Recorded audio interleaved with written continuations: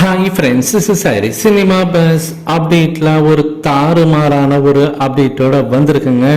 So தலைவருடைய அந்த லால் சலாம் படத்துக்கான அந்த ஆடியோ லான்ச் இன்னைக்கு நடக்க போகுது. ஸோ ஈவன் தோ அவர் இந்த படத்தில் ஒரு கேமியோ ரோல், ஒரு எக்ஸ்டெண்டட் கேமியோ ரோல் தான் பண்ணியிருக்காருனாலும் தலைவர் ஃபேன்ஸ் இந்த படத்தை அவங்களுடைய ஒரு படமாக, தங்களுடைய தலைவருடைய ஒரு படமாக தான் அவங்க பார்க்குறாங்க. ஸோ அப்படி தான் லைக் ஹண்டர் ஒன்றும் கிட்டத்தட்ட ப்ராஜெக்ட் பண்ணியிருக்காங்க. அவங்க விடுற போஸ்டர்ஸில் ஆரம்பித்து அவங்க விடுற வீடியோஸ் வரைக்கும் எல்லாத்துலேயுமே தலைவருடைய பேரை போட்டு தான் அவங்க முன்னிறுத்தி தான் அந்த படத்தை ப்ரொமோட் பண்ணுறாங்க.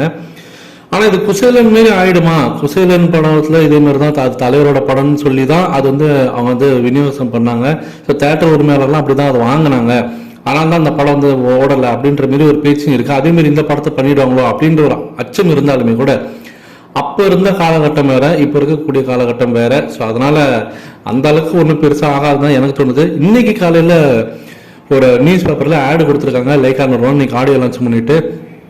அந்த போஸ்டரில் நீங்கள் பார்த்தாலுமே கூட ரஜினி சாரை முன்னிலைப்படுத்தி தான் அந்த போஸ்டர் இருக்கு. தாறுமாறாக இருக்கு அப்படின்னு தான் சொல்லணும். ரொம்ப ஒரு மெஜஸ்டிக்கான ஒரு லுக்கோட ரஜினி சார் அதில் காணப்படுறாரு.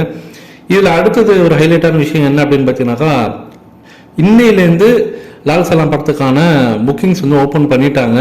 ஸோ புக்கிங்ஸ் ஓப்பன் ஆகிடுச்சு. டிக்கெட் புக் பண்ணுறவங்க பண்ணிக்கலாம். ஆனால் இந்தியாவில் பண்ணல, அமெரிக்காவில் ஓப்பன் பண்ணிட்டாங்க. ஸோ அஃபிஷியலாகவே அமெரிக்காவில் டிக்கெட் புக்கிங்ஸ் ஓப்பன் ஆகிடுச்சு.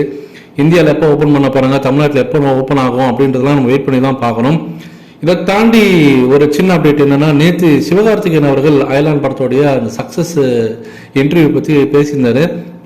அங்கே அவர் பேசும்போது அயலான் படத்தை பார்த்துட்டு ரஜினி சார் தன்னை பாராட்டினதா அவர் சொல்லிருக்காரு. இப்போ அந்த ஒரு வீடியோவும் பார்த்தீங்கன்னாக்கா ரஜினி சாரை பற்றி அவர் ரொம்ப பெருமையாக அந்த இடத்துல பேசியிருப்பாரு.